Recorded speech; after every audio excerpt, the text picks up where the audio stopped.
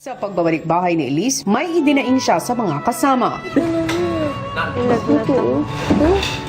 Ano spend time together with Makoy? Agad namang kumuha ng gamot at tubig si Makoy para kay Elise.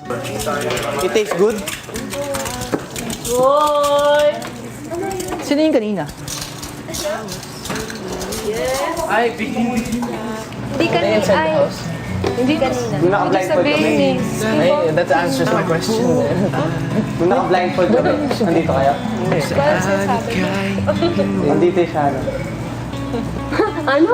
You're the one who's putting the feather in my ear. Maya-maya pa si Makoy hindi na mapigilang matulala kay Elise. Ate, natunaw ka, te. Hindi ka kakausapin. Ate, natunaw. Ala, grabe. Ang galing ni Kuya Makoy. Sabi ko, natunaw ka. Ganun ka. Tapos, yung narinig yung natunaw, sabi niya, hello, dyan. Hiya siya. Luma na. Gamit na. Lambago. Baka naman dahil di niya kailangan magbago. Kumbaga, yun talaga siya. Sunod naman na napag-usapan ang naging task na ginawa nila kasama si Edward. Pero direction na lang Tapos sabihin pag sa akin, Straight, parang ang right, kanto ng straight. pagkasabi niya. Kanan ka pa. Yan, diretso. Diretso lang. Oo Kaliwa nga, ka naman, sinabi diretso mo na. lang. Good job, Edward. Give it to me, please. Forward, forward. Siyempre, Sa kanya, Tagalog. underneath. Reach pa. Reach for...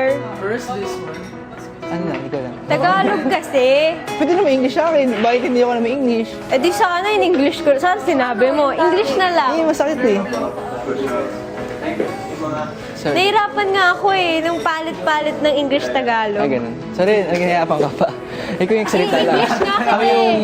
English nga kasi. Kami yung gumapang-gapang. Gusto mo ba? Ha? Hindi, ano lang, no-offend. Grabe Joke siya. Joke lang. Hindi, relationship problem. Parang bumabalik ulit yung dati. Pag tinutukso kami, nahiya talaga ako, kuya. Hanggang bago matulog, dama pa rin ang pagpapahalaga ni Makoy at Elise sa isa't isa. Good night. Good night. Good night. Good night. Good night. Uy, yumakap ka naman. Ako nga ako yumakap eh. Nakakaya, alam mo. Nakakakabot. Bali, Papa Dodot. Nung nagdura na ng ano, yung construction. Good night. Uy, ng tissue doon. Kuya, kasi gusto ko siya makasama dito sa loob po. Tapos, ayun na po, nangyari na nga po ngayon. Parang naging big winner na ako.